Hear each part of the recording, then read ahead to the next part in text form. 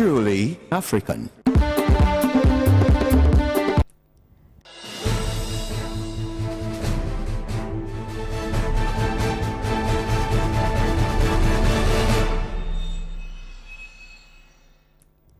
Esiedun Kentia considered that the figure representing total votes cast, that is 30,434,574, cannot be the basis for measuring the more than 50% threshold required for a candidate to be elected the president under Clause 3 of Article 63 of the 1992 Constitution, which provides that, quote, a person shall not be elected as president of Ghana unless at the presidential election the number of votes cast in his favor is more than 50% of the total number of valid votes cast at the election. End of quote. The above provision of the Constitution is clear that the threshold to be crossed by a candidate declared as president should be more than 50% of the total valid vote cast and not the total votes cast. From the evidence on record, it is clear to us that it is absolutely wrong to hold on to the error committed by the chairperson of first respondent in announcing the total votes cast, when from the data used in announcing the results, the true figure representing the total valid vote cast actually totaled and was known to be 13,121,111. The evidence also is that this error was corrected. More so, there's no evidence on record showing that the error and subsequent correction had any adverse impact on the results so declared. As demonstrated, the candidate declared as winner still passed the more than 50% threshold as required by Clause 3 of the Article 63 of the 1992 Constitution. We are therefore of the considered opinion that the chairperson of the first respondent had the right to effect the correction she made when she erroneously referred to total votes instead of the total valid votes cast in the declaration. In concluding this issue, we hold that there is evidence on record to show that based on the data contained in the declaration of the chairperson of the first respondent, the second respondent obtained more than 50% of the valid votes cast as required by Article 63, Clause 3 of the 1992 Constitution.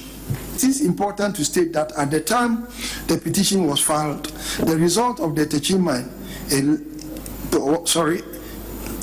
the result of the presidential election at Techiman South constituency had been announced.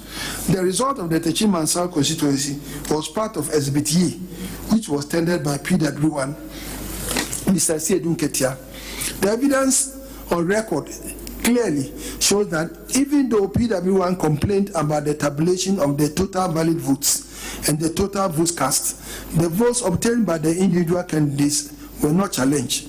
The results were certified by agents of the petitioner and the second respondent. The computation, therefore, shows clearly that with the inclusion of the Techiman constituency presidential results, the second respondent nonetheless made the more than 50% threshold required under Clause 3 of Article 63 of the 1992 Constitution. It has been argued by the petitioner that going by the announcement of the chairperson of the first respondent, the second respondent would not have obtained the more than 50% threshold if all the votes of Techiman South was allocated to the petitioner. This will mean crediting the petitioner with all the 128,018 votes being the total voter population of the Techiman South constituency, on the assumption that every registered voter did vote and there were no rejected ballots. The petitioner would have obtained 6,342,907. That is 6,214,899 plus 128,018. And this would also have increased the national total valid votes to 13,249,129. That is into brackets 13,121,111 plus 128,018. The above analysis, which is based on the scenario that the second respondent did not gain any valid votes in Techiman South constituency, is inaccurate and misleading, since the results from that constituency were known even before the petition was filed in this court.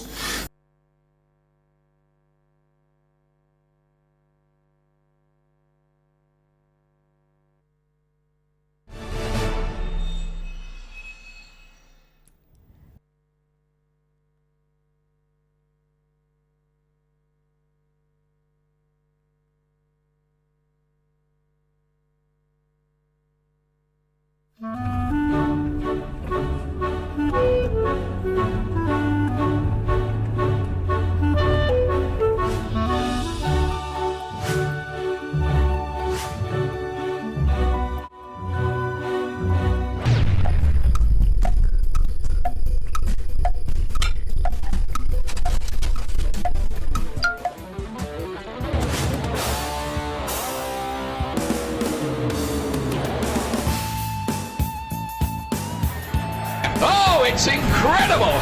Bang on target!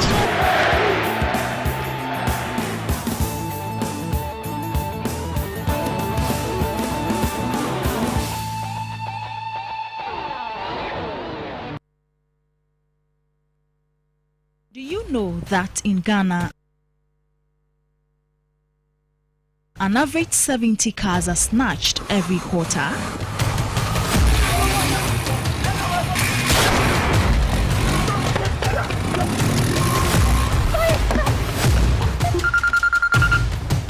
Hello, babe. What? Your car snatched? Don't worry, WTH GPS got us covered.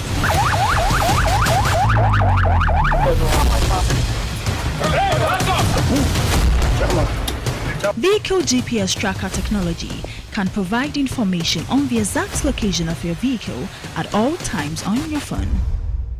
Count on WTH for all your security needs: CCTV, biometric attendance and access control, home and vehicle alarms, electric fence. Talk to us on 0244 211 691 or 0208 800 115. WTH Security. Be security smart.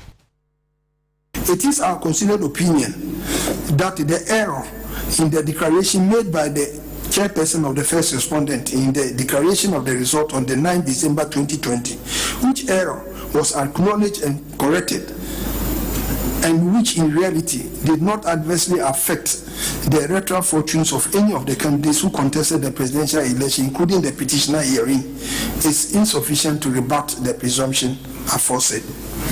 We have already determined in this judgment that in her declaration of 9th December 2020, the chairperson of the first respondent erroneously announced the figure of 30,434,574 as the total valid votes cast instead of 30,121,111, which excluded the votes from Techim and South constituency. We have demonstrated that the figures announced in the declaration, which is contained in Exhibit A, in reality represented the true will of the voters, in that no credible evidence has been adduced to challenge any of the figures allotted to the respective candidates from the polling stations. The complaint of the petitioner relating to Exhibit A is about the error committed by the chairperson of the first respondent. The evidence on record was that this error was corrected by the very next day after the declaration on the 10th of December 2020 through a press release. There is no dispute that the chairperson of the first respondent committed an error, which he made when he made the declaration. We are, however, satisfied from the evidence on record that the figures announced was as representing the valid votes obtained by the respective candidates were right and represented the will of the voters. We therefore think that the error committed by the chairperson of the first respondent cannot void the declaration, which actually announced the true wishes of the voters. To hold otherwise will mean that errors in statement and numbers committed by chairperson of the first respondent in an election which do not impact on the outcome of the result could nullify the actual results.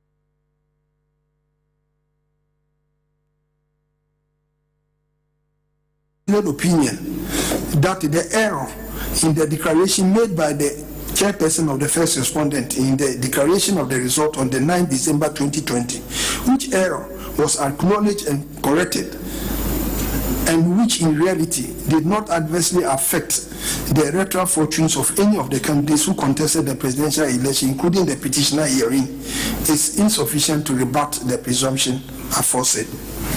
We have already determined in this judgment that in her declaration of 9th December 2020, the chairperson of the first respondent erroneously announced the figure of 30,434,574 as the total valid votes cast instead of 30,121,111, which excluded the votes from Techima and South constituency.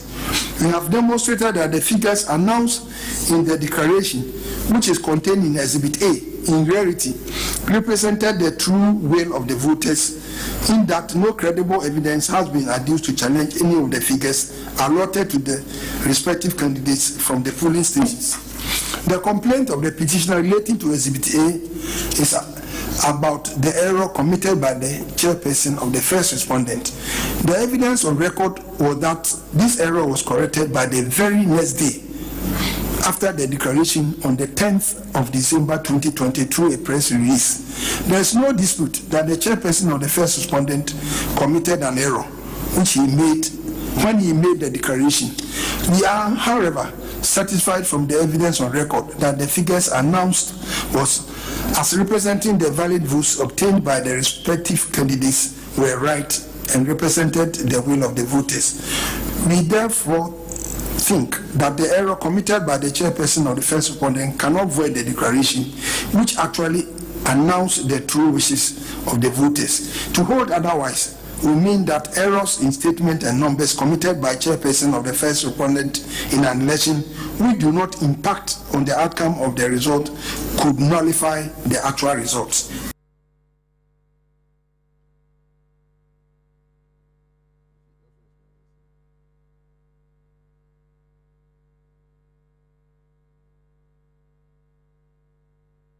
Esiedun Kentia conceded that the figure representing total votes cast, that is 30,434,574, cannot be the basis for measuring the more than 50% threshold required for a candidate to be elected the president under Clause 3 of Article 63 of the 1992 Constitution, which provides that, quote, a person shall not be elected as president of Ghana unless at the presidential election the number of votes cast in his favor is more than 50% of the total number of valid votes cast at the election. End of quote. The above provision of the Constitution is clear that the threshold to be crossed by a candidate declared as president should be more than 50% of the total valid vote cast and not the total votes cast. From the evidence on record, it is clear to us that it is absolutely wrong to hold on to the error committed by the chairperson of first respondent in announcing the total votes cast, when from the data used in announcing the results, the true figure representing the total valid vote cast actually totaled and was known to be 13,121,111. The evidence also is that this error was corrected. More so, there's no evidence on record showing that the error and subsequent correction had any adverse impact on the results so declared. As demonstrated, the candidate declared as winner still passed the more than 50% threshold as required by Clause 3 of the Article 63 of the 1992 Constitution. We are therefore of the considered opinion that the chairperson of the first respondent had the right to effect the correction she made when she erroneously referred to total votes instead of the total valid votes cast in the declaration. In concluding this issue, we hold that there is evidence on record to show that based on the data contained in the declaration of the chairperson of the first respondent, the second respondent obtained more than 50% of the valid votes cast as required by Article 63, Clause 3 of the 1992 Constitution. It is important to state that at the time the petition was filed, the result of the Techima was filed, the result of the presidential election at Techiman South constituency had been announced. The result of the Techiman South constituency was part of Exhibit E, which was tendered by PW1, Mr. Siedun Ketia. Good evening. The evidence. Welcome to the couch. My name is Pratt. This would be our last court conversation, the last time, at least for the last election 2020 on the show that we would be going to court. You remember that, or you would recall that for the whole election petition 2020 period, we were going to court every Thursday because we were trying to understand what was happening in court and, of course, leading up to the big verdict. Now we have the verdict, and so it's only natural, that we come back and close the conversation on the 2020 election petition. I have my honored guest with me again in the studio. They've been so gracious throughout this period. Silver and gold have I none. I would have given them for being here every Thursday to explain the issues to us as has been happening in court and giving us the nuances as well, so the letter and the sprays and all of that. Very interesting conversations we've been having for the past couple of weeks. Today will be the last one, hopefully, until something else comes up concerning the court process. So thank you, too, for staying with us throughout that process. Let me quickly introduce my esteemed guest. I have with me lawyer Baba Jamal, member of the NDC's legal team. Thank you so much, sir. We are so grateful. And, of course, Pratt Faisal, member of the MPP's legal team in court. Thank you, Faisal. It's exciting to be here. Absolutely. And I feel like crying. Oh. That this is actually going to be the last of this. The last of this. But I thought you guys wanted it to end quickly. Well, no, I'm afraid to come in to see my sister. This is the last time you're coming to see me, but it will be the last time we speak about the court process. Well, yes, that's right. Yeah. That's right. Okay, so in plain English, because listening to the verdict at home, at some point I was a little confused. I'm like, okay, wow, this is long. Because I expected, I don't know why I expected that. But it was a very detailed verdict. Very, very detailed. And I believe that I'm not alone. I feel that at some point, a lot of Ghanaians were a little thrown off, by it all. So if you could, both of you could give it to us in simple English, exactly what was said as the verdict. I'll start with you, Honorable. Yes, good evening to listeners. I must say that the judgment delivered by the Supreme Court simply says that the Electoral Commissioner has done the right thing, and for that matter, the election that was conducted, which we challenge, is valid. And so our action or petition fails. Simple terms, this is what they're saying. But I must say that this is one judgment that I believe strongly will not stand the test of time. I believe strongly that this judgment is given in error. Since the judgment was delivered, I have not seen a single institution, personality, legal person who has lauded this judgment. Not even one. And all of them, in fact, people express regrets that the way the court, shielded the Electoral Commissioner, didn't allow her to give accounts of her office to the people.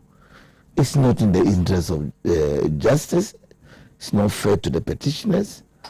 And it's also so open that it's like the Electoral Commissioner has something to hide and the court is aiding her to do so. That is how it appears to people. And that's why all the commentaries that have been run since this election petition judgment was delivered has been either it's a negative commentary on it, or it's a regret on it, or some people completely disagree with it. that this is not something that stands the test of time. When it comes to the details of the, maybe we'll come into that, but this will be my preliminary assessment of the judgment. Oh, yes. Thank you, sir. Bye, sir. Yes, I begin by saying a very special good evening to our viewers and also to members of my party in the Clote constituency. These few days we've been embarking on some meetings with our support base in the electoral areas. Today we're at Art Center, and then we're also at some part of Osu. I want to use the opportunity to tell them that there's hope coming. So they should keep hopes alive. We've had our difficulties why we could not win the seat this time again, but there's hope coming. And also I'll use the opportunity. We have to, because the NDC is trying to turn the place into their stronghold, which is not the case. That's never been the case. So we will have to start early, and then also use the opportunity to say a special good evening to my boss, Honorable Dr. Mustafa Abdul Hamid. I'll proceed from there to say that the judgment that was delivered, thank you. The judgment that was delivered is one of the most legally grounded judgments I've read in a while. Every important issue raised by the petitioners were argued illegally. Authorities were cited to support the decision for each of the 5 issues. I mean, it is a matter of law and right that once a judgment is delivered, and like I've said here sometimes in the past, ours is an adversarial system. There is no draw. There is always a winner and a loser. It is expected that those who lose will find fault with almost everything with the judgment, even if the law or the fact is not on their side. So I'm not too surprised with the commentary or what my senior has been saying. And it's important that this point is made clear, that you don't invoke the exclusive and original jurisdiction of the Supreme Court under Article 64(1) only because you want to see the EC chair or whoever chairs the Electoral Commission body to be in the box. That is not the purpose for which you file an election petition. So anybody who expresses disappointment regarding the EC not mounting the box, it means clearly the person has a misconceived idea as to what the purpose of an election petition is. The court has actually used the opportunity to educate and advise that those who are seeking that should possibly have gone to the High Court under Article 33(1), which the same Constitution provides for. So if your issue has to do with her administrative functions and you want to hold her account or hold her to account, then you should have gone to the High Court, but not to file an election petition. So I think that the judgment will stand the test of time for a very long time. Values that have been tested, stated practice that have been with us for all these years in civil litigation were reiterated or restated. For instance, Amma, it's a matter of fact that in civil litigation, the person who asserts, or it's a matter of common sense, in fact, that anybody who makes an allegation has the burden of proving same. That cannot be overturned because it is President Maame who is a petitioner in this case, and Nana Adranko Akufo-Addo is the second respondent in this case. That has been with us for all these years until the kingdom come. It's going to be the same, and that is what the court referred to. So anybody who says otherwise, then I don't know where the person is coming from. So that will be my initial comment. Right. So in terms of law, you said it's legally grounded. And then common sense also, let me add. And with common sense as well. Right. I wanted us to speak to specific sections of the declaration, but I would leave you And I'll start with you this time, Faisal, because you seem to be in love with the verdict. So you would probably have what specific section, for instance, in the verdict, and I have it all here, did you find particularly exciting? Let's stay on the legal. Okay. We'll come to the other sessions later. So for students of law, for people who love the law, for people who are excited by the legal process, what part of this verdict excited you particularly? There are about 3 of them. Right. I'll begin with, for me, the very important distinction between this case and what transpired in 2012 when we filed our case. Paper. You want a paper? Just one. Okay. Thank you. Now, it was made clear in the case that many had thought what transpired in 2012, we're going to have a repeat of it. So, the expectations many actually had, and in fact, the former president, who was the petitioner in the case, also made reference to it when he held the press conference after the verdict, that in 2013, Afarijan easily mounted the box and gave testimony. Now, if he had adverted his mind to what the court had said the 2 cases are not the same. In 2012, what the petitioners then were seeking to do is that they raised infractions of 1, the Constitution, 2, of the CI that was used in conducting the elections. So issues of overvoting, issues of electoral officers not signing, which were requirements of the Constitution, issues of quite a number, voting without biometric verification, which was a requirement of the CI at the time. So these are infractions at the time that goes to the heart of the validity of the election, which we have always argued that it is what Article 64(1) is about. And beyond the allegations we made then, we produced over 11,000 pink sheets, which are the primary documents that are used in recording votes of an election. And so, per our challenge, we were certain that we had discharged the burden or the obligation on us as petitioners in that case. So, when we were done or we closed our case, the respondent in that matter was forced to mount the box, because by the evidence and the allegations we've made, it's like a bone and meat. You need the 2 to have a whole. Mere allegations are bones. Evidence is the meat that you use to cover. Then you have a whole.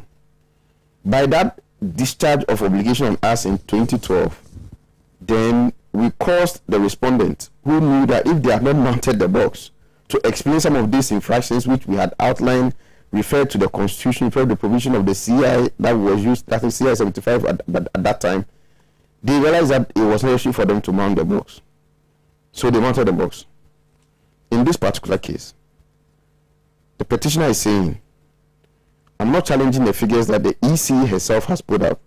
In fact, they even present the figures the EC has put out as their Exhibit A for Petitioner Witness 1, in the person of Honorable Asiedu Nketiah, General Secretary of the NDC. They are not challenging the figures given to each of the 12 presidential candidates. They are only saying that the declaration that she made on the 9th, nobody obtained more than 50% of the valid vote as required by the Constitution, Article 33. That is basically their whole point.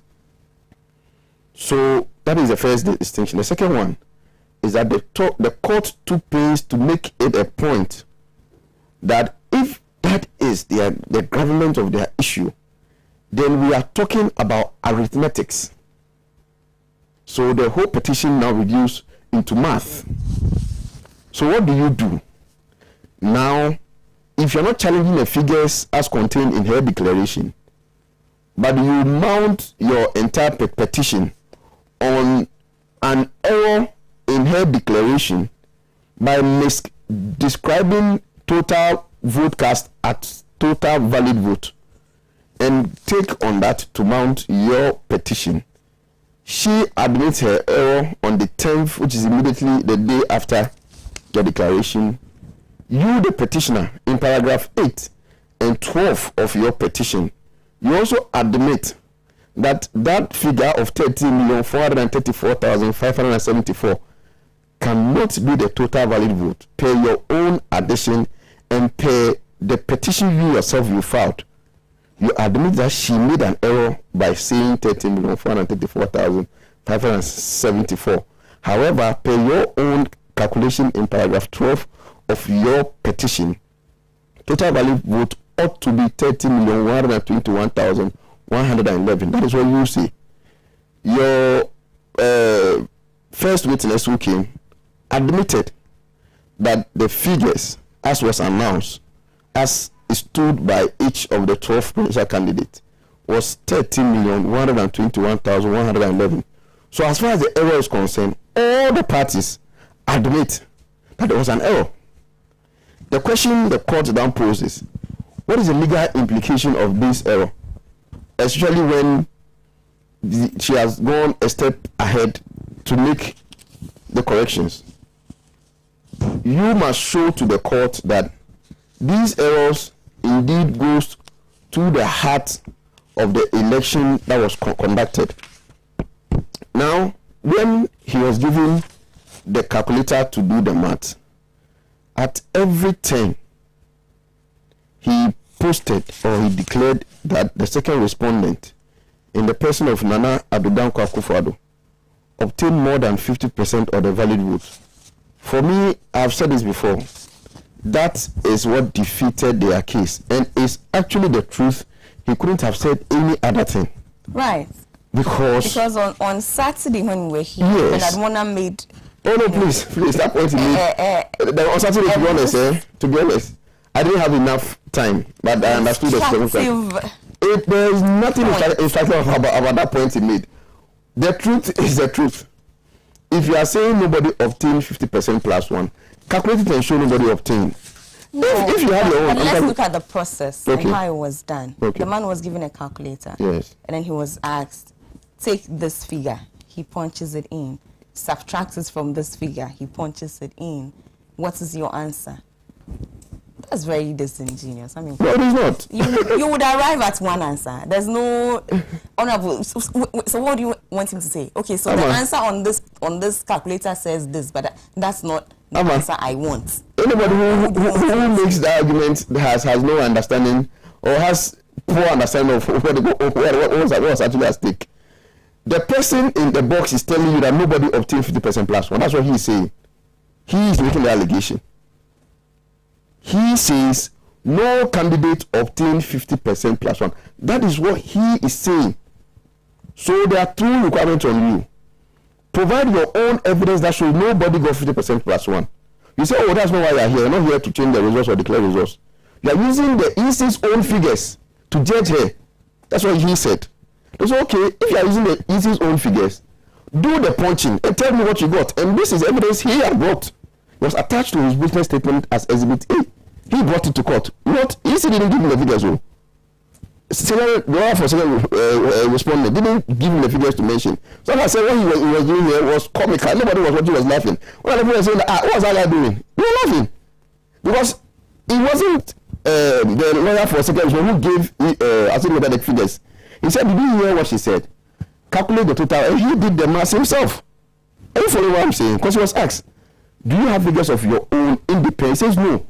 But that is not why we are here. We're only here to challenge her. Because really, he doesn't have to provide figures. Nobody, you see, when you make an allegation, nobody obtained 50% plus one. It's an obligation on you to provide evidence so nobody got it. I don't know why we can't make this point clear. I don't know how much I have to say this. You said no, but that's why you're in court. Nobody dragged you to court. You said the election we were in between Faisal and Amma and Sina Baba. Nobody obtained 50%. That's what you are saying. Okay. But we had the independent EC saying that Baba was the one who won. I'm saying he didn't win. What shows he didn't win? Provide the evidence. Then I come and say, oh no, I don't have any evidence.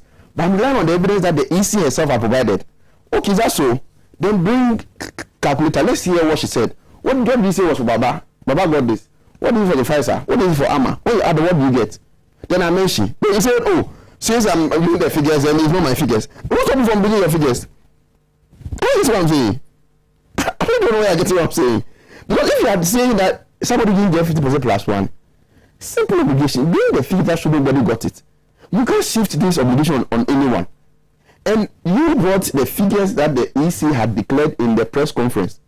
You say you don't challenge the figures John Dramani Mahama got. You don't challenge the figures that Nana Adedankwa Akufo-Addo got. You don't challenge the figures that the 10 others got. You said they asked you, said no, you don't challenge them. So let's ignore the error. Let's even say she didn't even give us total valid vote. What do you get for that? I mean, you do the math. You posted the figures. So the point is this. I think heavily, the testimony that was relied upon by the two respondents were testimonies that came from the star witness of the petitioner. Right. Because those were the truth. He couldn't have given any other figure. If they had done their own coalition at their end, at their office, they would have wanted to know, in this region, you said 10, give it to this person. But from our math, it was 9. We are providing figures, but you didn't do that. Right. Let's bring in Honorable at this point. That, like I earlier said, that this judgment will go down in the history of this country as one of miscarriage of justice, and also a lost opportunity to make it clear that when people are appointed to positions, they must stand accountable when the time comes or when they are required to do so. And so the Electoral Commission, who is a constitutionally mandated body to organize an election, organizes an election and there are problems, and they are supposed to appear before the highest court of this land, and then they say no, we won't enter the box, and the courts also say that they are right not to enter the box based on the fact that you cannot force a witness into a box. But we also always lose the fact that she's not just a person, but a constitutionally mandated position that is accountable to the people of this country. How did the verdicts address this issue? The verdict is saying, and I think that the ruling is clear, that you cannot force a witness into the box. That is the basis of it. Is that good law? That may be good law in terms of an individual on his private business or on his private person. But to us, we think that a person who is mandated by law. Now, the question is very simple. Now, if there's a problem with the Electoral Commission, who do we ask? And somebody saying that if you want to question them on the administrative body, you have to go to Parliament or no. But the question is, the Supreme Court is the highest court of the land. And if she will not be accountable in that forum, you think that she will be accountable in Parliament? I mean, it doesn't make sense to me, but you see, they are rejoicing in the fact that it is a 7-0 verdict, and the president enjoying it and saying it's a 7-0. I mean, that even itself casts a slur on the judgment, because it is telling the whole world that of all the argument that was done, especially on those serious applications that were made, like the interrogatories, the review, on the inspections and the review, so none of the judges, 7 judges, none of them saw any sense in what our leadership said, or our lawyer council said. None. Nothing. No law was ever agreed to them. Even when some of them, their own position in books that they've written was quoted back to them, it still was unanimous. So you think that it is, you don't have any sense of guilt to say that none of all these judges ever agree with that. You see, something was said in the Rui Akoto case. And you see, that's what I'm saying, that when they are rejoicing 7070. In the Rui Akoto case, it was a unanimous decision by the Supreme Court. some 2-3 years into history, what happened?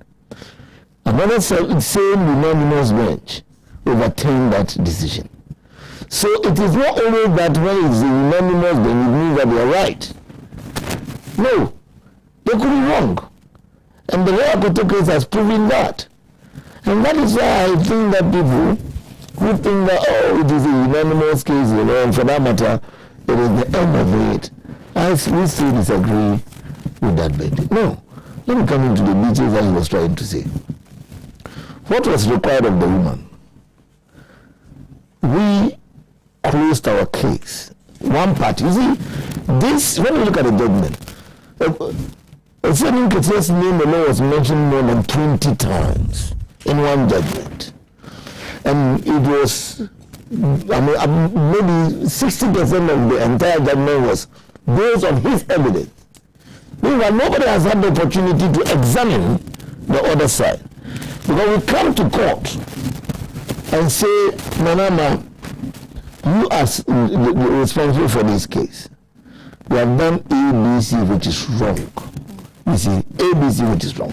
Now, so come and tell us what happened. Because as we sit here, there's only one declaration that has been gazetted in CI 135. And that gazette gazetted the declaration of knife. And we are saying that in those figures that were given on the knife, which the Electoral Commission agrees with us, there are mistakes and errors in that. The Electoral Commission agrees. In their statements, they agree. Because when you go into our petition, there's no point in our petition where we said we had figures. No. So anybody who starts to say that bring alternative figures is completely off board. Then it seems that he's either being mysterious or he doesn't understand what we have presented to the court, because we have put it before the court now. And that is why even the court itself never made reference to our figures when they were delivering the listing, except on the evidence of Esenu Katia. We said that when we read our petition, we made it clear that we have these figures announced by the Electoral Commission. There are errors in those figures. And if we are going to base on those figures as cumulated in the gazetting of CI 135, then it is gazetted in error, or the figures are wrong. Right. This is our position. So we expected the Electoral Commission, who was in the first way, and you see, the interesting thing is that those issues that we have raised in the petition, some of them have already been admitted by the Electoral Commission. But the Supreme Court didn't see it necessary that you can explain errors. No. The Supreme Court didn't see the need for somebody who has admitted that I have made ABC errors. All what they are saying is that the errors didn't change the figures. It's okay. Get into the box and let's see whether the errors didn't change the figures. The Supreme Court says no. We want to see the originals of the documents that you say you have. Because you gave us some. We don't have all. In fact, we don't have CI 13 up to the Form 13. We don't have it up to now. So we say, give us the opportunity to inspect the originals.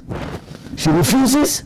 We go out and make an application 70 later 90, and people are rejoicing. So I think that this judgment has it's a lost opportunity to make public institutions accountable. Because what it means, one of the things that this judgment is telling us is that now, even when you are occupying a public position, you still have your individual human rights, even in your public service. Do you understand? That is a ruling that is ruling us, if you go deep into it. So now, if you are maybe the registrar of companies, or you are the registrar of births and deaths, and there's a controversy, and somebody wants you to come and explain, you can easily say that, look, that's my human rights, I won't do that. And this Supreme Court... We didn't make a clear distinction between person... and the positions. That is what we failed to do. We have mixed the two now. And so the Electoral Commission is saying that I have my right, I will not do it. I will come into the box. And also, you see, when our laws, when we have a domestic law, you don't prefer an international law above a domestic law. And the last time I made this distinction between the Black Dictionary law and Section 20 of our Evidence Act. In our Evidence Act, a person can be deemed an adverse witness before he entered the box. But in the definition of the Black Dictionary law, a person can only be an adverse witness when he is in the box. Right. So let's educate here. I'm always interested in the education. Yes.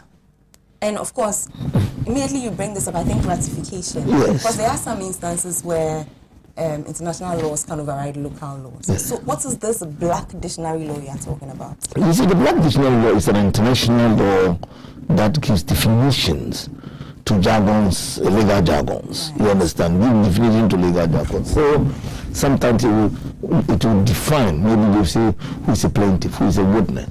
It gives a clear listing. And that is acceptable across the common law jurisdiction. But you see, some of those laws, because of our own circumstances, we also enact some laws here to deal with our specific situations home. So, for example, if there's the adverse witness, as defined by the Black Dictionary law, makes a person a hostile or adverse witness only in the box. But when you look at our law says that the person can be referred to as an adverse witness even before he enters the law. The box. The last time I read is that I don't have the evidence law. I don't know whether you have the evidence act here. I didn't bring that. I would have just... It's a very important point. Yes, I would have read that aspect to you. Very important. So, and you see, interesting... Yes, I'll explain. Interesting, our law was equated to the Black Dictionary law and said that we refer to her as an adverse witness before she even enters. Because I remember. What she explain? What are you going to explain when it is 9 times? Asking the question. Remember? Yes. I remember they kept asking the question to a lawyer. Yes. Exactly. That do you insist adverse witness? I Yes. And so I realized that was going to. And we made it clear. Major issue. We made it clear in our statement and explained the two positions and said that you cannot prefer or equate the Black Dictionary's definition to our local law. What is best practice? No. It is certain law. But when you have a local law that deals with the situation, you don't bypass it and go for another law. When there's a clear local act that deals with the situation clearly, why do you want to go beyond it? This is a settled practice in law. So people we only quote other jurisdictions to either affirm our local laws, or in the absence of a local law, we refer on those foreign laws to make your point. Do you understand? Right. So this is one of also the problem that we have with the judgment in whole. Now, another issue that everybody, we are not also availing our minds to, is that now with this judgment, the judgment is completely dependent on one side of the story. The other sides were not given the opportunity to be heard. Do you understand? Because, and I have read a lot of comments coming from very renowned lawyers saying that the decision not to allow the Electoral Commission to enter the box is a lost opportunity for this country. I've heard a lot of comment on that. And let me also even go to your own Flemabusia. Have you read this? No, I haven't. I'm sure you haven't read it. When Flemabusia said that we are not allowing the Electoral Commission to enter the box, it's a block on the whole thing. So our position is clear. we are law-abiding. We won't talk about the judgment. We don't agree with the judgment. We think this judgment will not stand the test of time. We believe that this judgment, I'm telling you, at the next, in fact, not even next, in the course of this year, we expect that the same Supreme Court, some of the decisions will be thrown out some of these positions. And very, very soon. I am very positive that the whole Supreme Court will be throwing out some of its own decisions very soon, because some of the positions that have been taken will not, I mean, it's not the position that I think that generally, I mean, rhymes with the people. Right, yeah. Right. I mean, if we I get disappointed every time I come here. I tell you a thing, you don't listen to me. You rely on that which it appears you want to hear, and then you build a certain hope on it. And when we go to court and back, the position I take here is what pertains in the court. You see, and I'm actually using you, not you as a person. Go ahead and use me. But to every other person out there who listens to leadership of the NDC and mounts a certain hope on the things they say, that be wary of your heart and mind, that your leaders may not be seeking to do you any good, but to carry you on a certain wild goose chase in hope of a certain treasure or redemption that will never and ever come, because it's not grounded in law and fact. We're on the frolic of our own, in other I words. am telling you that's what your leaders are leading you to. Okay, so let's examine this particular flaw. I'm coming. 1 second, please. Just 1 second. Okay. The point is that we have Madame Jane Mensah, not in her person as Madame Jane Mensah. This is not a domestic personal issue. This is in relation to her position as chair of Ghana's Electoral Commission. Now, let's look at a situation where within this year, 2021, another public office holder is found in another issue. Of course, we are not hoping for anything like that, but let's just assume, and we find ourselves in court, and this person seeks to use this verdict or this judgment as reason to avoid accountability. Do you not foresee a possibility in an instance like this where the judges, Supreme Court judges, might have to go back on their own judgment? Is that not a real possibility? Okay. So to answer you, I'm telling you, anybody who takes this position or thinks in this manner has a challenge appreciating what has transpired in court. No, please, no. He means me. I'm the one with that. No. You see, if you read the judgment as a whole, the ruling of the court in not allowing the petitioner to open his case for a subpoena to be issued on the EC chair to come, the ruling they give, none of it says that heads of constitutional bodies cannot be held accountable for their please, that's what you are saying, please. I mean, please. Last year, when the Auditor General surcharged the senior minister, which court were they before on the actions he took? This is a constitutionally mandated body appointed by the former president, went through the process. When he did his work, he was dragged before a high court. And the high court is where his work as a constitutionally mandated person was challenged. And he was told that no, per your law, you can't do A, B, C, not the Supreme Court. And I'm saying to you, your leaders have misled you because they don't recognize the jurisdiction under which they went to the court. And the court have told you that if you have any challenge, go to the High Court. And I've said it here over and over again. If you go to a Supreme Court, they will not grant that which you wish, because there's a forum where this particular, if what you are seeking is truly administrative errors that have been corrected, you want to know how, when she got to know, how did she correct it, you can go to the Supreme Court has said it in their judgment, and it's here. So don't let anybody deceive you and say that, oh, it means tomorrow any head of a constitutional body can decide to. It's not true, because I'm just giving you an example. Osaf Marvel's case, he was dragged to the High Court. That is what the law says, because It is what? An administrative body. The fact that you are a constitutional body doesn't mean every matter of yours must go to the Supreme Court. So if the court has told you in plain language that which you seek cannot be given to you here, we are the Supreme Court. The jurisdiction you invoke is about validity of a presidential election. So you have to limit. The court cannot extend its jurisdiction to handle every matter because you are before me. This is a constitutional matter. No, that's what but the same constitution also gives you room. Article 3.1, let me read it to you. Why you think I'm referring to an act? Article 3.1, let me read it to you. And it tells you in plain language that if there is any, so I'm going to read it to you. Where a person, and more, let me also indicate that Article 23 is in chapter 5, where Article 23, which they allege that the UCH breach is. So I'm reading it to you. Right. Where a person alleges that a provision of this constitution on the fundamental human rights and freedom has been or is likely to be contravened in relation to him, then without prejudice to any other action that is lawfully available, that person may apply to the High Court for redress. Now, Article 23 is under Chapter 5, which is the chapter on human rights.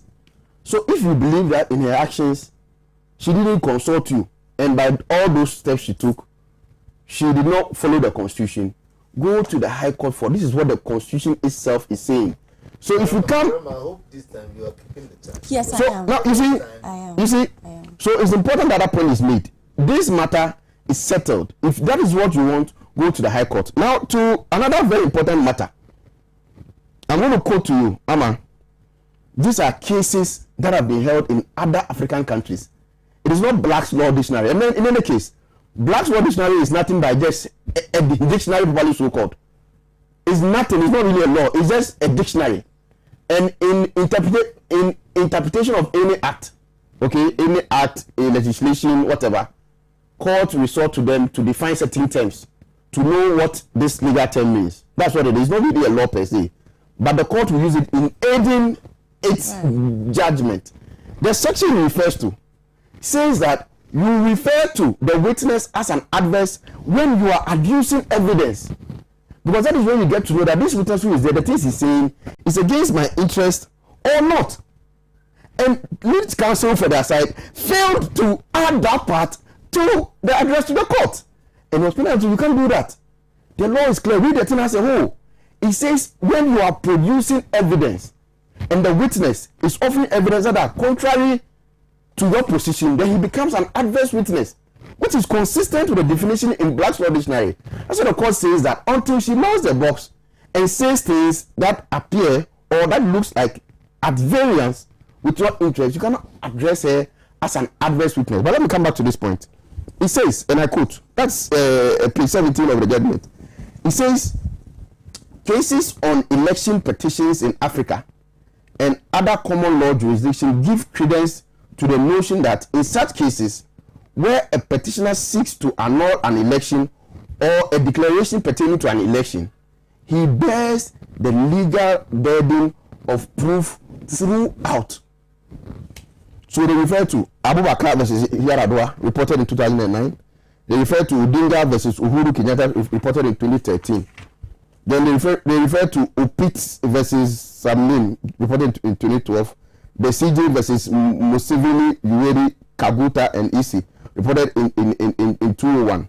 Then in the Yaradua case, listen, that the burden is on the petitioner to prove that not only non-compliance with electoral law, but also that non-compliance affected the results of the election. What has happened? The will of the people is that Nana Addo Dankwa Akufo-Addo obtained 6,730,413.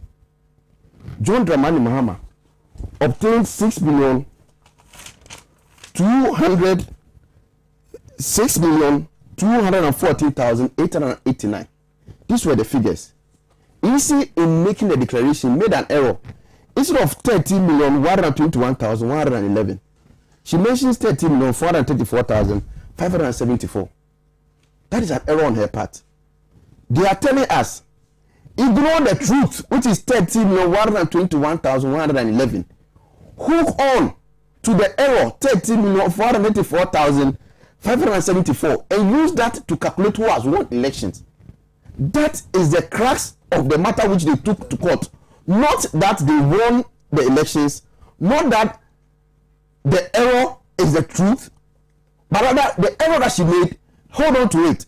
Ignore every other thing. That's why your witness had to be forced to do the math so that we know what actually the second respondent and the petitioner got. Now, I will repeat this point. Article 64(1) is the only reason we're in Supreme Court. Article 64(1) is the only reason not to hold EC accountable. This point must be made clear. Ama, let no one deceive you into thinking that the moment you invoke Article 64(1), EC must mount the box.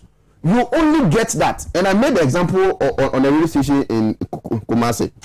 Ama, you go to Auntie Moni to buy wache. Ama, say wache, you like wache or you don't like it? I do. Good. I prefer fufu though. Fufu, okay, good. You go to Happy Homes Choba to buy fufu. You say you want fufu 4 cedi. Then when the man is dishing the fufu, so Pacho Maame to so. Then she gives you into so. When you invoke Article 64(1), it's like you are buying fufu. Getting the issue to mount the box is into so. To the extent that you don't pay for, you don't even buy the food, you don't go asking for into so. So if you bought the fufu, they come and say, "Oh man, but I'm into so." This one, the two days so. Are you following what I'm saying? Are you following what I'm saying? So the obligation on the petitioner needs to be when it is discharged. Ama, nobody will tell the issue to me. Nobody. The innocent will recognize that you have provided enough evidence, and so let me mount the box to defend my work. Right. But when you fail to, it's easier for them to say no. I want to rely on your own evidence for the whole thing to move on. Let's see me coming, and very soon I'll read the messages that have come on Facebook. You are saying that we didn't discharge. Right. But you know, in real practice, even to discharge the burden of proof, the burden of proof can shift sometimes. That is true. And true. In discharging your burden of proof, you can even use cross-examination to make your case. That's what you are failing to let the public know, that in practice, in adducing evidence, burden of proof can shift. Are you saying the burden of proof cannot shift? I'm even surprised at him. Ama. This is law we thought. You allow him. When I get a chance, I'll come back to it. Because it remains on you, the plaintiff in the case. I'm surprised. And also, he's misinforming the public by referring to it. You want to win this on the weakness of your defendants. That's what he's saying. You want to inform the public by saying that, quoting Article 33 and CDV, and talking about human rights issues and whatnot. We are dealing with an election petition that the Constitution is says that it can only be challenged in the Supreme Court. Challenging the validity. Who asked you? Who told you we are not challenging the validity? Somebody has made an error on a number. Is that number valid? I can't believe it. Is that number valid? What are you talking about? Well, you also have a challenge in appreciating the age. Because what she declared is not only administrative. Wow. That is where you have to know that the Constitution knowing the uniqueness of Supreme Court or election petition. Do you understand? The Supreme Court knowing the uniqueness of election petition. This is the conclusions that the judgment that we disagree with. Right. So you cannot come and tell me that the judgment, whatever is in that judgment, we disagree. Right. So you cannot use that same judgment and say that to determine what I'm saying. So you are going to highlight what I'm saying. Oh, please stop that. Can you allow me to do that? I think I'm allowed to do it. So when the Constitution recognizes the uniqueness of election challenge and make provisions for that, When you go to Article 30 rights you are talking about, it's talking about general issues involving human rights abuses and whatnot. But this is an election telling that you cannot go into any forum but the Supreme Court. Do you understand? So when we say that we are in the forum, that itself is not also true. And two, oh, but if the court is not wrong, I wouldn't disagree with them. I'm already disagreeing with them. Say the court is wrong. Yeah. If it is wrong, we are disagreeing with them. Okay. Two, the court itself, and I mean, dealing with this matter, adopted parts of CI 47, which is the High Court rules, in dealing with the matter. Because Supreme Court, properly so defined, is not a trial court. Do you understand? Properly so defined. So when it issues like petition comes, which involves trial, they always fall on CI 47, which provide elaborate process of trial. And so if you come and say that we are in the wrong forum because Supreme Court will not grant, that is also not true. Because the Supreme Court made it clear that they fell on CI 47 to do them. Because things like witness statements, whatnot, you don't find them in CI 16. CI 16 is the Supreme Court rules. You don't find that those things. You find this only in what? In the CI 47, which is the High Court rules. So the Supreme Court can, because of Rule 5 of the Supreme Court, CI 16, which gives the Supreme Court the opportunity to do whatever, to make sure that the trial goes on. They can fall on any law to do that. So if you are going to talk about Article 10 and talk about human rights, did you file the petition as a human rights matter? If it's a human rights matter, we would have gone to the Human Rights Court. But this is an election petition, and the only forum you can go to the election petition is the Supreme Court. No, see, I'm glad he himself has admitted that the Black Law Dictionary, properly so called, is not a law, but it is a general guide accepted across. So when we have a situation where it is a dictionary, it's being preferred over an act of your country, then you should be worried. Oh God! Or it's being equated. No.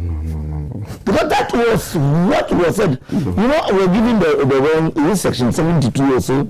I wish I brought this thing. I would have read it to the public to see that when we say adverse witness and the definition given to it and what is said in our laws, whether if you quote them, they are the same.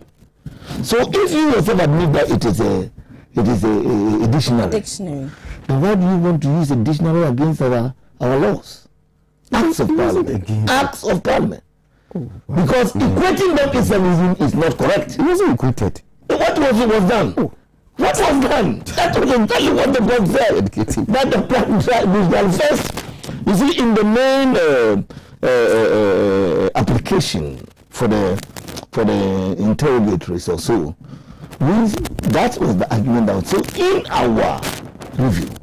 We brought out this thing. That was why we brought in 72 and go to say that no, you cannot say the adverse witness can only be in the box before you call him an adverse witness. But you can call a person adverse witness even outside.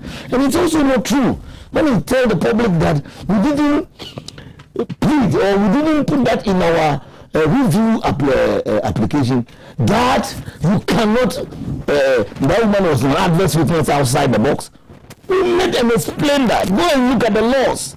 We explain that by our laws, the woman can be referred to an adverse witness before she enters the box.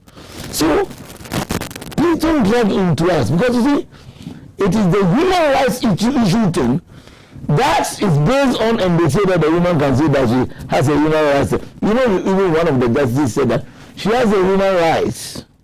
I said, what human right? Because in that moment, she is not. No. She is working as a public officer. No,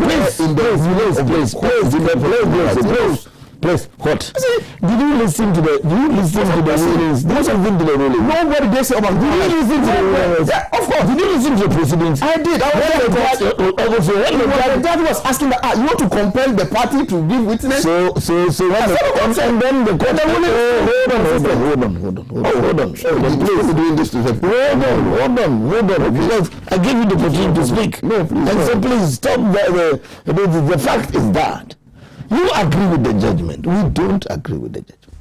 We are saying that the judgment will not stand the test of time because it is against a lot of settled principles in our jurisprudence. It's against a lot of settled positions. Do you understand?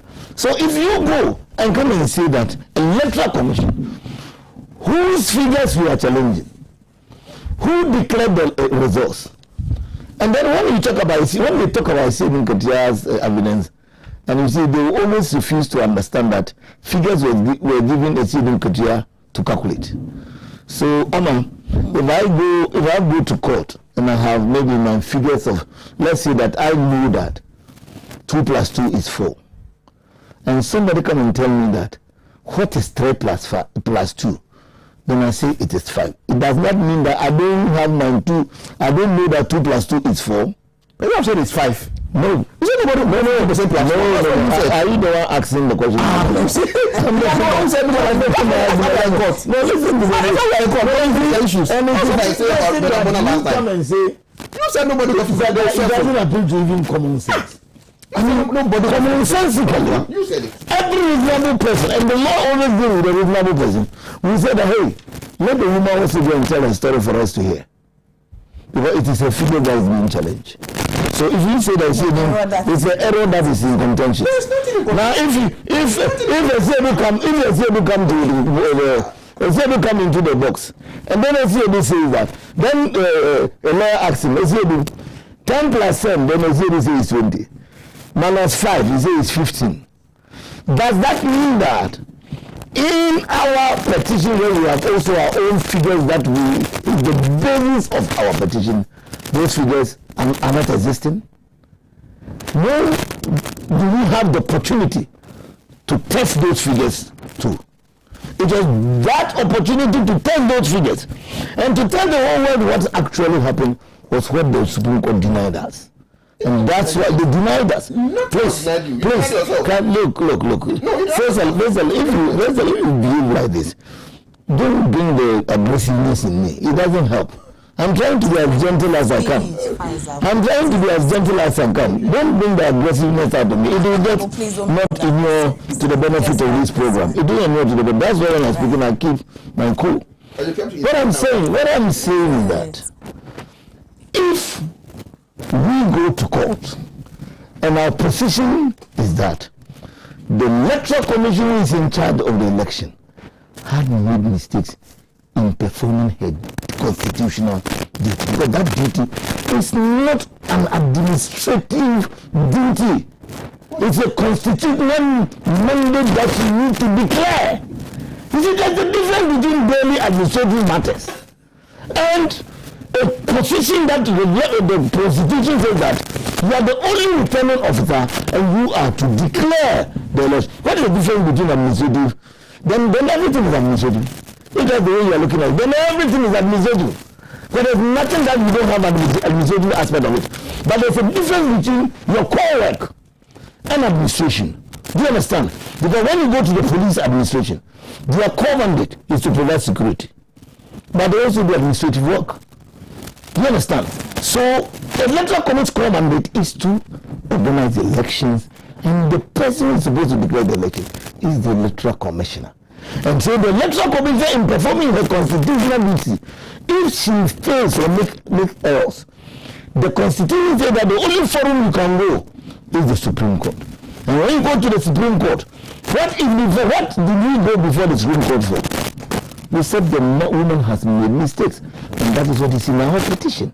So what we are seeking to do, and you see, the interesting thing about our case is that from the very beginning, we said notice to admit facts. We said the notice to inspect documents, and then the interrogatories. If she had responded to us mutually, maybe we wouldn't have made all these applications. That's the thing. Because the law provides that you can mutually seek for those documents. We tried to get that thing behind the doors without bringing it into the public. Then she said, no, I won't do anything to you. She never responded. That is what compelled us to file those applications to get her, bring us those facts. She refuses to come, and the Supreme Court agrees with her. That is why we disagree with the Supreme Court. Because the Supreme Court, because you see, if you had allowed her, when we had... Oh, you know, I'm surprised. I've opened my book, so... It's okay. Actually, at this point, let me involve the viewers. Oh, so I don't get you come in. Go ahead. So this one says, please tell Faisal that a table does not stand on one leg. You cannot use one leg to adduce judgment. It was a miscarriage of justice. Please, in the Dumelevo case, the High Court referred the matter to the Supreme Court, but failed to act according to Manessa. Faisal should know this. His name is Stephen, and he sent that in from Kwabenya. This one says, Amma, please ask Faisal if he's a Senegalese. Please, Mohammed. He should be honest. Oh, no, not at all.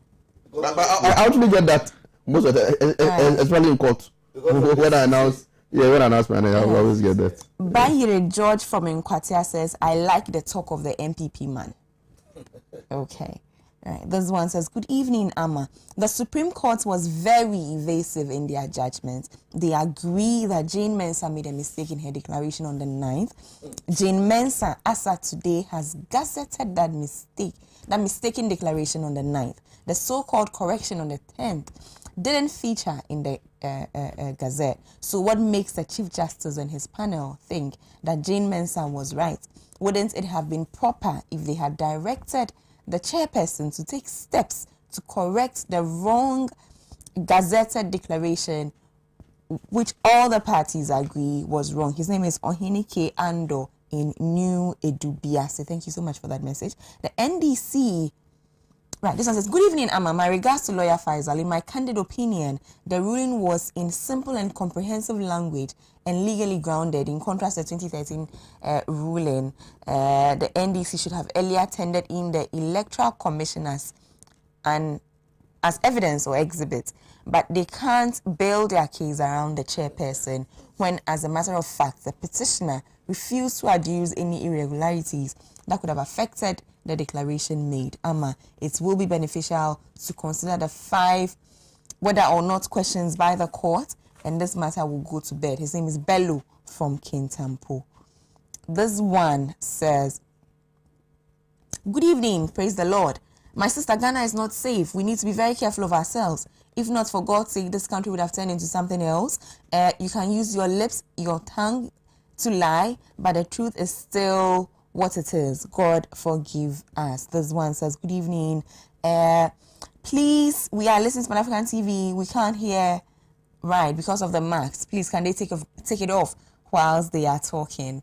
I think we are in Corona day, so please bear with us.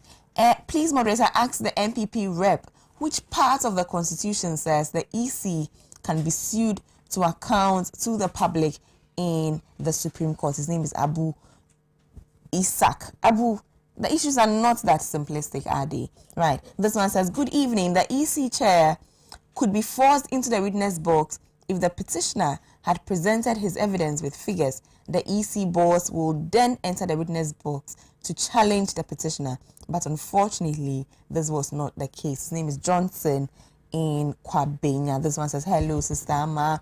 I see since day one, even before the commencement of the hearing, that a cockroach can never be exonerated in a court presided by a fowl. His name is Mamara in Tamale.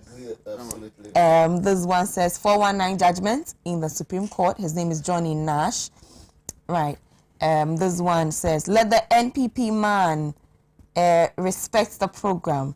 and the name is George inside and Loga. George, don't worry, we understand ourselves here. Right, Honorable, we do. Okay. The sound is not good when the NDC man is talking. I think, Honorable, it muffles it up. So if the two of us are, you can do that for us. Right. But you've taken the vaccine. We've all taken the vaccine here. We are respecting society. And all of us are taking the vaccine. So, good evening, Amma. The many conspicuous, wicked, strenuous machinations to diminish the well-earned reputation and lower the popularity of Mr. Chachuchi Kata as the repository of the law, they are failing big time. Rather, the man so highly blessed by God Almighty himself keeps soaring, making them make mockery of themselves. Amma, ask the MPP man, why was Mr. Domolevu sacked? As for these guys, right, okay, I can't read the last one. His name is Jijom in Taifa. This one says, please, I want to know who is to interpret the laws of the land. The NDC have gone to the court with no evidence. His name is Francis Enum. Right. At this point, I'll allow you to come in. The next, batch of messages will come from Facebook. That's fine. Yeah, we have a few minutes, so just round up nicely for us, and then we can. 9, yes, just a few minutes. So perhaps for the last round, let's speak to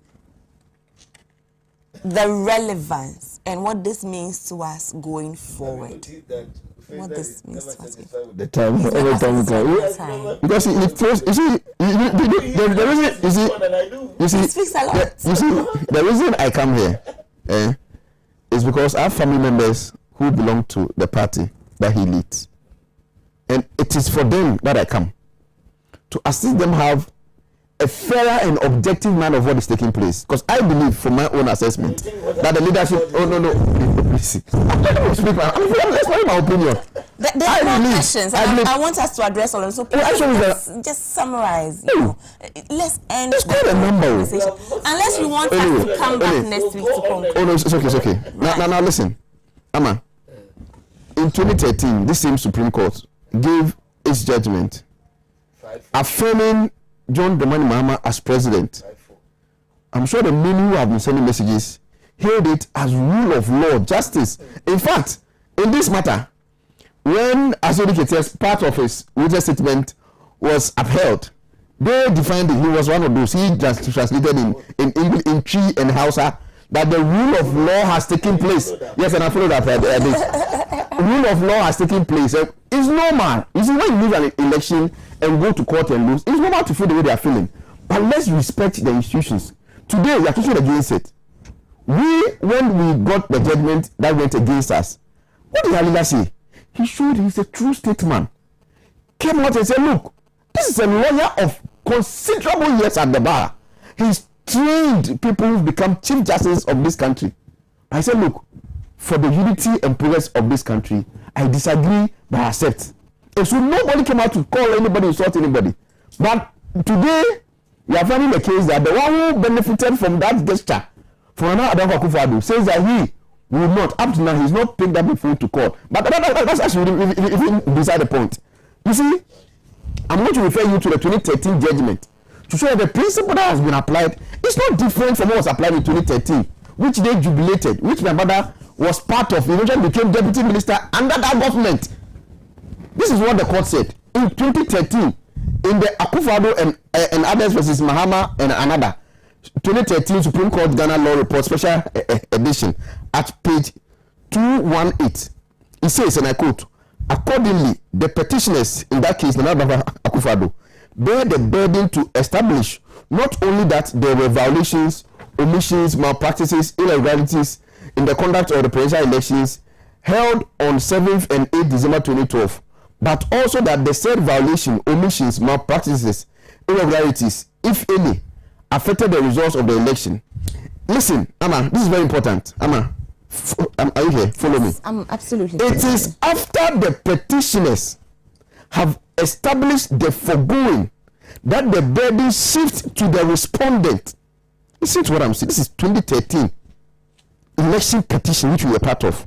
I'm going back to that sentence. It is after the petitioners have established the foregoing that the burden shifts to the respondent to establish that the results were not affected. So the obligation is on you, the petitioner, to show there are irregularities to affected the results. That is when you discharge your burden. Then now the burden now moves to the respondent to show that, oh no, even if there are irregularities, it didn't affect the results. So I'm saying to you that the leaders of the NDC failed to discharge the burden. That is why it was easy for the respondent and the EC chair not to enter the box. Let nobody say the Supreme Court is protecting, is shading.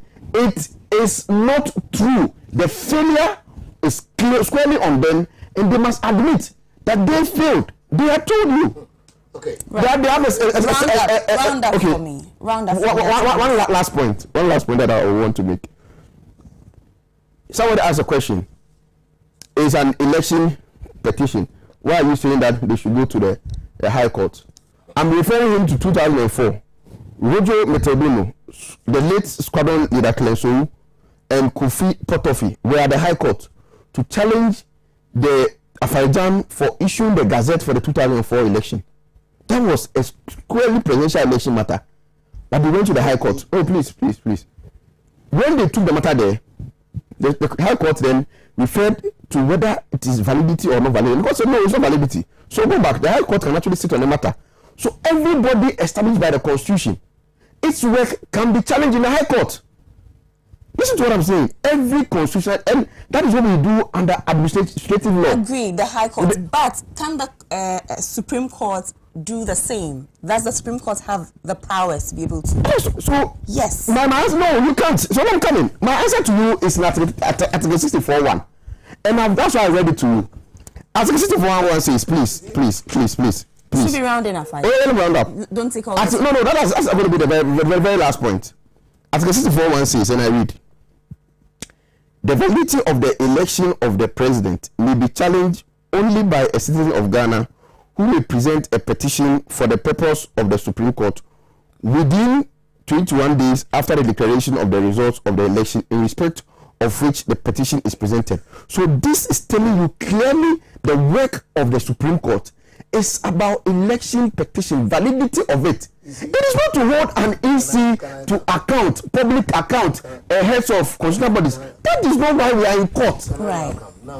Thank you, Faisal. He has spoken for 12 minutes. But no. I'm looking at the time. Don't do that, senior. In the first place, 4 minutes, none of us is trying to reduce any dignity of the Supreme Court. No. The Supreme Court itself, or the laws itself, is clear. But when a judgment is often, I think that it is a mechanical law case. You are free to criticize, which we are doing here. We are not disrespecting the court, or we are taking the dignity from the court. That's the first thing. 2, you see, jumping from one law to another, that does not really make you case. Because see, why is it that you are the victorious ones? You can take off your masks. Why is it that you are the victorious ones, but you are struggling to explain a judgment that you have gotten? You see, the public opinion, or the court of public opinion, was watching the whole process live, and they knew what is in it. I'm not surprised you are a lone reader in your family. I'm not surprised you are a lone reader in the family. It's in your family, but that is the majority of the people I would meet. Is there a majority of my people? Is there majority? What did you say? You are a lone reader in that family. That 2013 judgment that you are reading, was a judgment that was given after a full trial.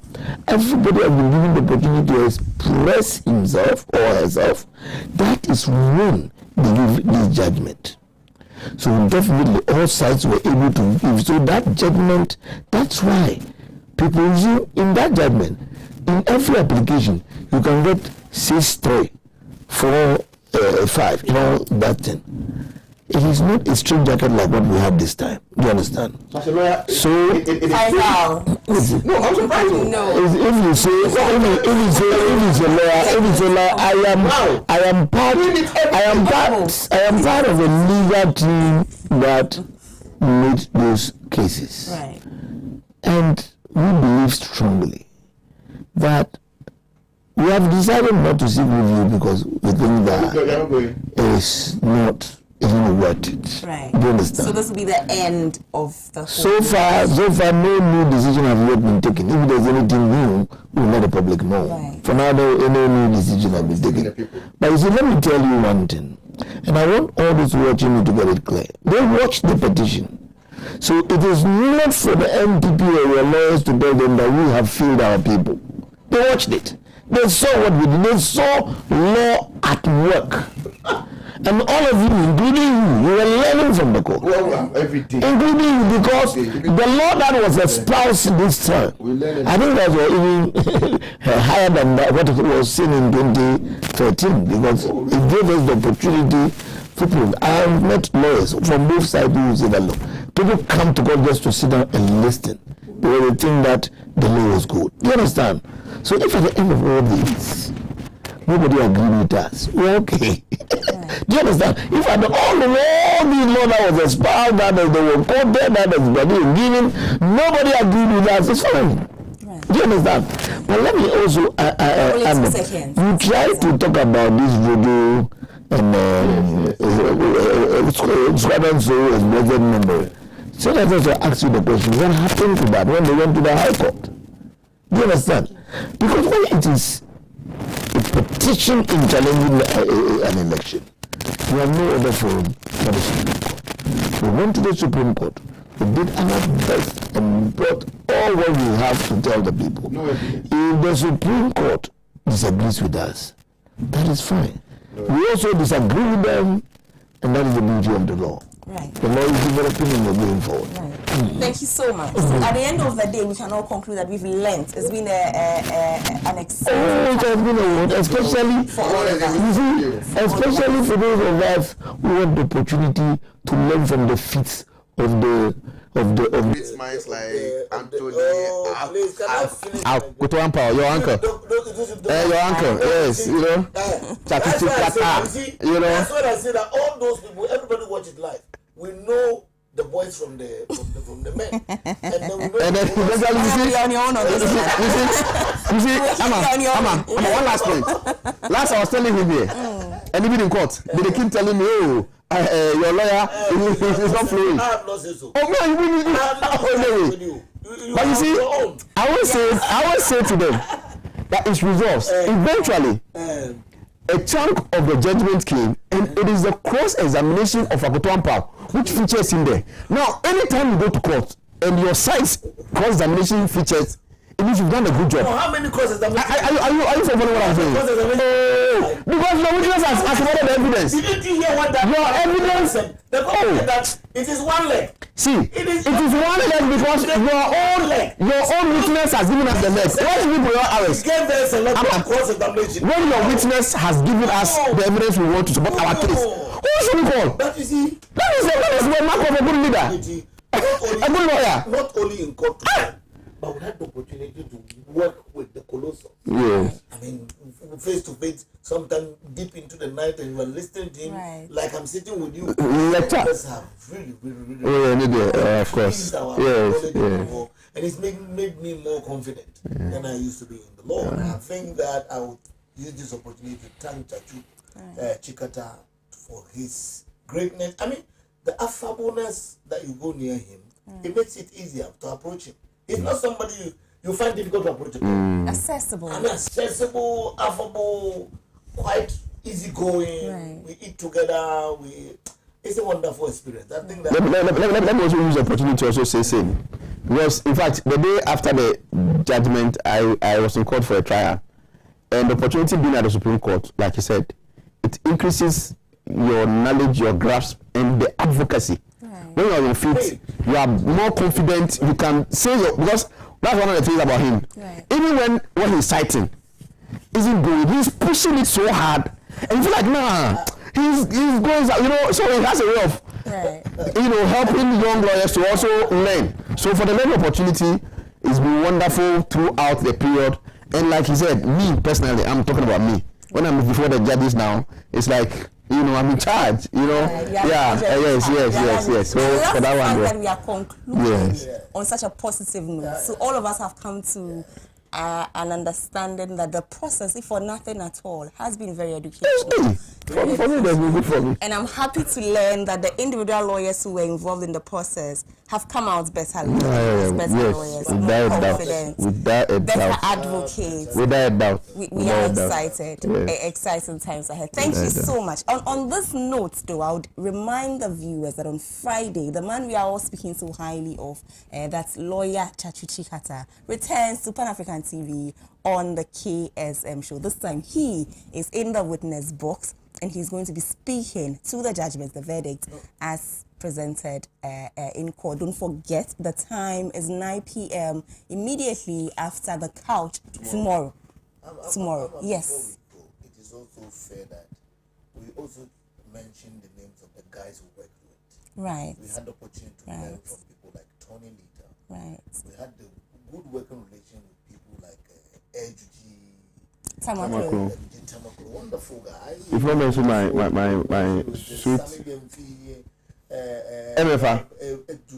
We're from MFA. Adawood. What were you talking about? MFA had castle. You should mention a that. lot of silence workers. Right. Behind the scenes. Behind the scenes. Some of us, we had the opportunity to speak on TV, so people's ears and in fact, there are a lot of more people doing the work behind the scenes. And I think that Chachu gave us a wonderful opportunity to learn from them. And we mentioned people like the former Attorney General, our own Dr. Ayini, who is our on fire. People Joyce Power. Sorry if I don't mention anybody's name, but I think generally, I think generally, she was sweet. Great opportunity to work together. And if I have to give me to also say same. Yes, I think it was there. Uncle Alex. Yes, let them also use the same opportunity. Wonderful. Oh, wow. Wow. That was a solid team. That was a very solid team. So I can also mention that some of us had the opportunity to learn in there. Right. It was great. Right. I'm happy to hear that. So just to mention a few, led by, of course, the effective, dynamic, resource-oriented. Right. Anthony Akoto Ampao, Frank Davis, who is chairman for the MPP, right. Constitutional Committee, Dr. Dapa, Bright, Corey Suman, Nanajua, who was here on your show, Sheila Menka Premo, Victoria Bath, who was my lecturer at the law school in ethics. Quite a number. Kudro Ponkroma, of course, our boss as far as the legal communication is concerned. Nana B, National Youth Organizer. Fatih Abubakar, who is my sweet sister, who a senior says here who wants to poach. So it has been. I love to talk So it has been a wonderful learning experience. I love this part of the process. You know, the part we don't get to see. We are always together in court. We meet at the same place. We go together downstairs.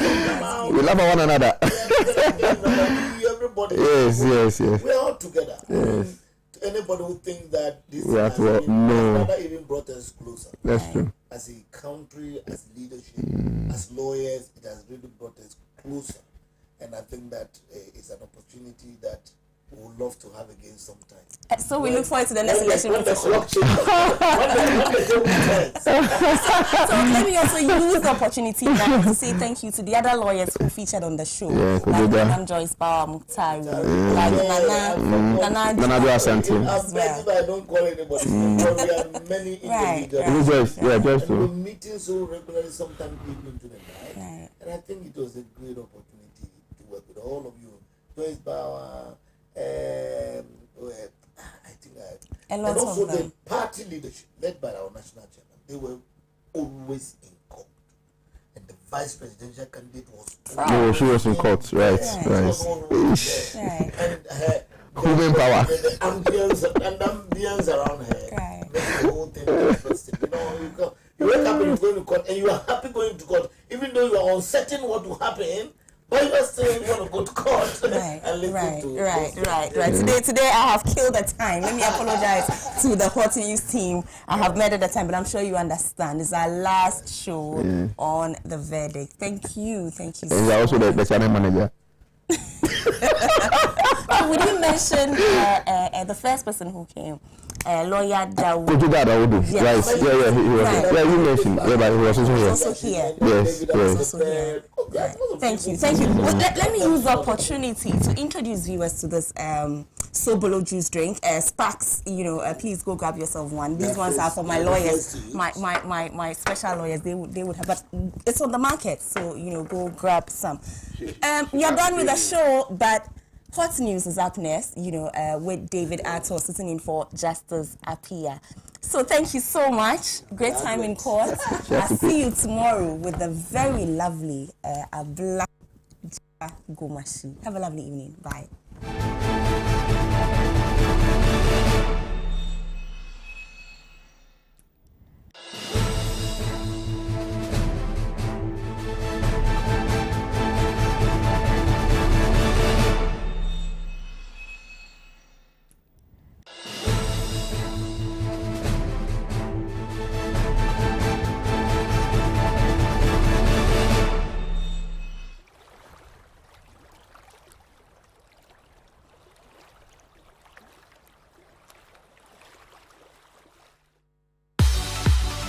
Hello, Ghana.